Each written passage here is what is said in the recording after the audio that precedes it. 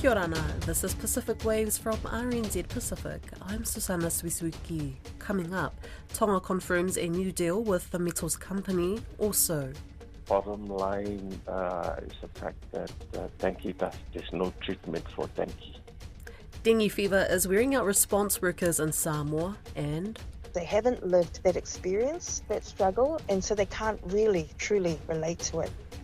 More Pacific candidates stand in Auckland's local elections. The Tongan government has a new contract with Canadian mining group The Metals Company, or TMC. TMC announced the revised sponsorship agreement on its website overnight.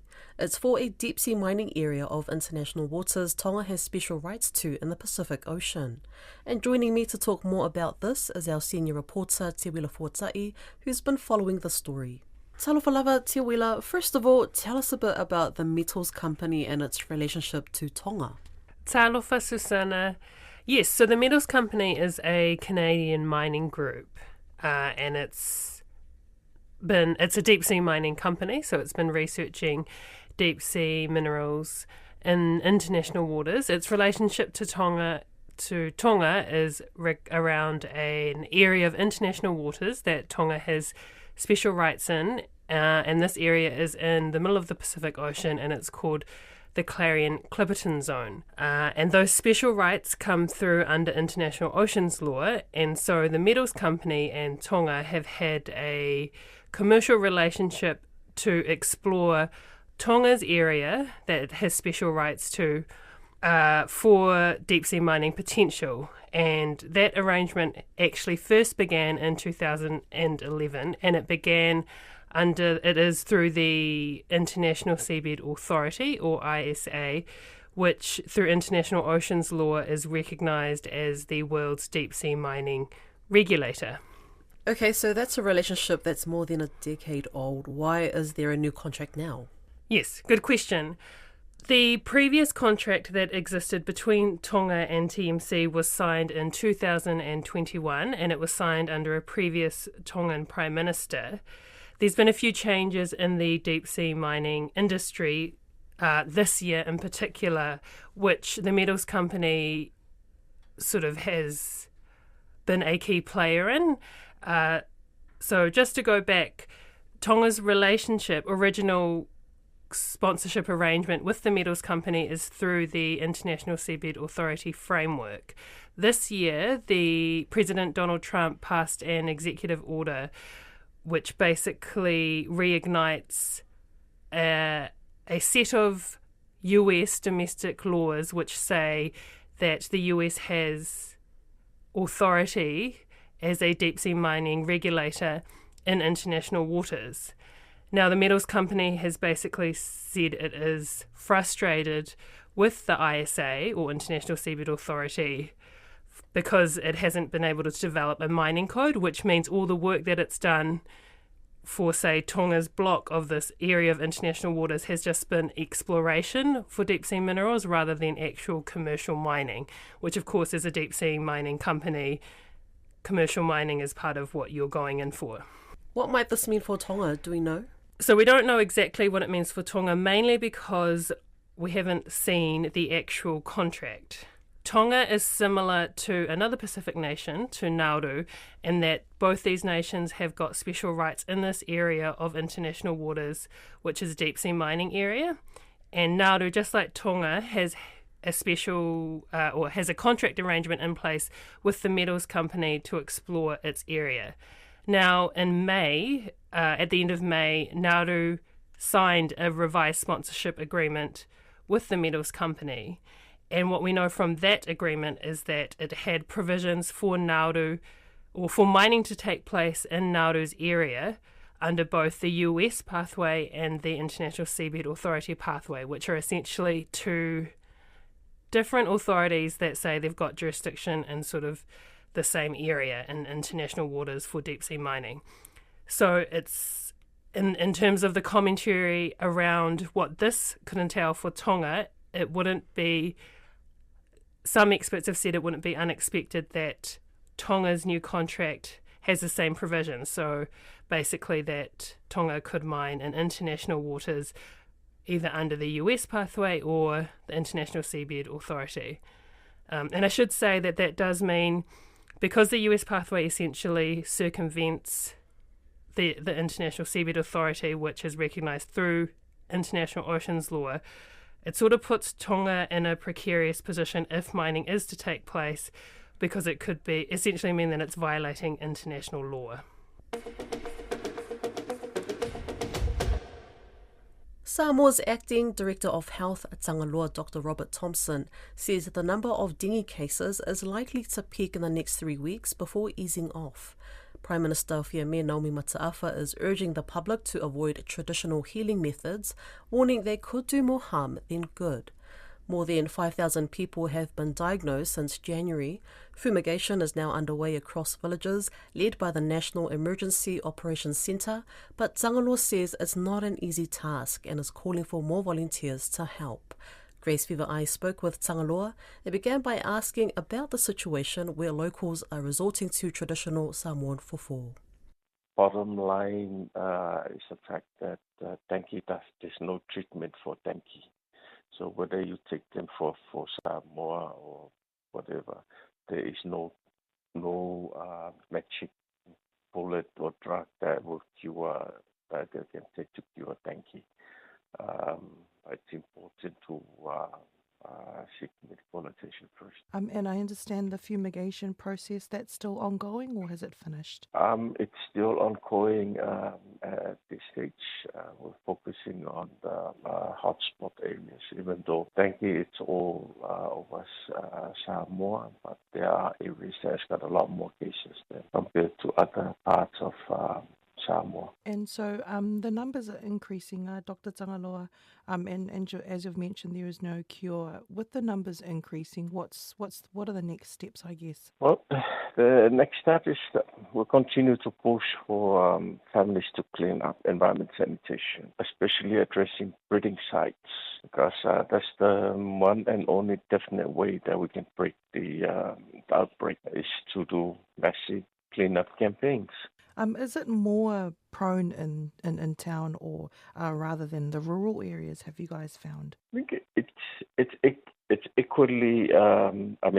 The risk of getting it is equally the same whether you're in town or in the rural areas. But it's more so in town because the houses are too close together, and so it's got a higher population density in town as compared to rural communities where the houses are far apart. And so I guess, how long do you think this outbreak would be going for? I understand you're hoping it dies down soon, but that doesn't seem like the case, does it, at the moment? At the moment, we're hoping that this outbreak will peak in the next 3 or so weeks. Then we'll start to decline. How long it will last is a question that, it depends. There seems to be some misinformation and disinformation around dengue, especially with, delayed responses coming from your office and the ministry. Yeah. I understand it's a challenge, and they're saying that, the information coming from your office is quite slow. There's a lot of misinformation coming out, and I think the media also needs to be blamed on the misinformation. Having to jump to conclusions without verifying their sources first, and going on publishing information before it's been verified. It's expected to be slow because whatever information we put out needs to be verified first, and that the public is well informed, and that we don't want to put out information today and then tomorrow we retract again saying it's a wrong information. So, Alo lava. And how are the workers and the staff coping at the moment? Well, at the moment, for the house staff, they are coping. But for our teams that are going out to do the spraying, they are overwhelmed, and we're looking for some more volunteers to go do the spraying. It's not an easy thing to do out in the sun all day, every day, and so they are already exhausted. And we're still looking for volunteers to go do the spraying. We're looking at other ministries. It's not an easy thing. The Cook Islands is marking 60 years of self-governance and free association with New Zealand. Prime Minister Mark Brown used part of his speech to put everyone at ease. His country has no intentions to leave its special relationship with New Zealand. Caleb Fotheringham is in Rarotonga.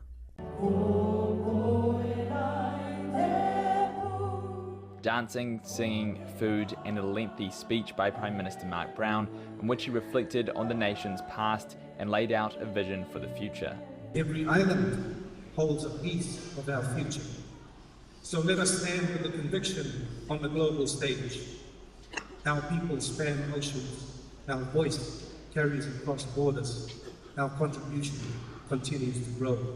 Notably absent from the 4 Pacific leaders attending was Prime Minister Christopher Luxon, who is in Papua New Guinea. Foreign Minister Winston Peters also a no-show. Mr Brown used part of his speech to reaffirm his commitment to New Zealand. The value of our relationship with New Zealand cannot be overstated. And I would like to emphasize that there is not now, nor has there ever been, a strategic shift by the Cook Islands government or our people to reject the value and responsibilities of our relationship of free association with New Zealand. He says, like any relationship, there will be times where there's need for reflection. There are times when we must pause and consider whether the conventions and evolved understandings between our freely associated states remain aligned. And we find ourselves in such a moment. New Zealand paused close to $20 million in development funding in June, citing a lack of consultation on agreements signed between the Cook Islands and China earlier in the year. China's ambassador to New Zealand, Wang Xiaolong, was attending the event. RNZ Pacific approached him, but the ambassador said he was unable to comment. Mr Brown called the recent diplomatic spat a bump in the road, saying they have been through far worse, like natural disasters and the COVID-19 pandemic. It is too well entrenched and too strong, like steel, that nothing will break it. It is too strong that even disagreeing governments will not break it. Representing New Zealand, Governor-General Dame Cindy Kiro talked of the long-standing relationship, stemming back hundreds of years to voyaging ancestors.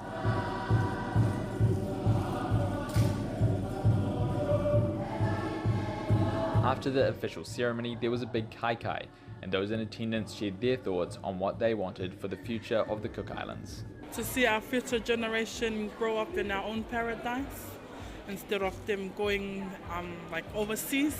Yeah, for them to all be here now, like in the Cook Islands where they were born and grow up, to know our culture. The Cook Islands to be a Christian nation, and our Cook Island people to keep their culture. We're still receiving aid from New Zealand, from Australia. At some point in the future, I would like that we as a nation is helping other nations and is providing for the other nations as well. Medical is always on the go, like standbys and all that. And the resources we have is very limited. So I think I want to see a bigger improvement within our medical side of things here in Cook Islands. I want the Cook Islands to be a model nation for all the Pacific Island people. And also the Cook Islands to be a leader in the economic wealth in the future. Being able to make our own decisions and stand on our own 2 feet and learn from our own mistakes. Auckland's local elections are just months away and Pacific candidates are once again stepping forward. The final list of candidates for the 2025 elections are now out. More Pacific individuals, former and new, are putting their hands up to run, and from high-level council seats to first-time local board contenders, they say having Pacific voices at the table can make a real difference for communities that often feel unheard. Grace Viva'i has this report. According to the 2023 census, Pacific communities make up almost 16% of Auckland's population, but that doesn't always translate to political power. In Manukau, Councillor Lotu Foli, who is seeking re-election, says local government has the power to shape communities, but those decisions are often made without the voices of those who live the daily struggles in South Auckland. With all due respect to the mayor and to our other councillors from other areas, they don't know what it's like. You know, for a Pasifika person growing up in Manukau and Otara and Papatoe and Mangile, Otahu, or Mangakiki, Glendanis, because they haven't lived that experience, that struggle, and so they can't really, truly relate to it. Vi Hausia, one of the youngest Pacific candidates this year, is running for the Otara Papatoetoe local board. His concerns are on the youth. One of the things that I am looking to continue to engage on is how we can engage better with our youth, particularly our Māori and Pacifica youth. We're overrepresented in the stats of high school leavers who come out of high school. There's quite a high number of people who go straight onto welfare. Reflecting back on Pacific representation for mayoral candidates, Otara Papatoetoe local board chairperson Apolo Rees says the 2022 mayoral race, where the late Whaanana Efeso Collins came second to now Mayor Wayne Brown, could have had a different outcome. Apolo says it's time to stop blaming brown communities for low turnout and start questioning the structures that shape elections. So no one talks about the tactics to not give Efeso, and everyone's saying, oh, you brown people didn't get out and vote. Yeah, there's an element to that. But Pākehā they were using the system that they built to try and stop Efeso becoming a mayor. And so, that's his legacy, is us actually looking at the processes. Auckland Councillor Josephine Bartley, one of 3 Pacific councillors, says now's the time for Pacific communities to step up. With local body elections set for October, voters will be choosing mayors, councillors, local board members, and Bartley says every vote matters. Just again encouraging people to please get active, either stand or vote, but definitely read the plans that council have invested the money towards so that you know what is happening in your area and in your city. There are 12 candidates running for the mayoral role, with over 20 Pacific candidates putting their hand up to run from across different wards and local boards, as well as licensing trusts. The posting of voting forms will be issued in early September, with profiles available on September 1st. That's Pacific Waves for today. For all episodes, head over to rnz.co.nz/Pacific. We're also on Spotify, Apple and iHeartRadio. From myself and the RNZ Pacific team, tō whā, sui fua.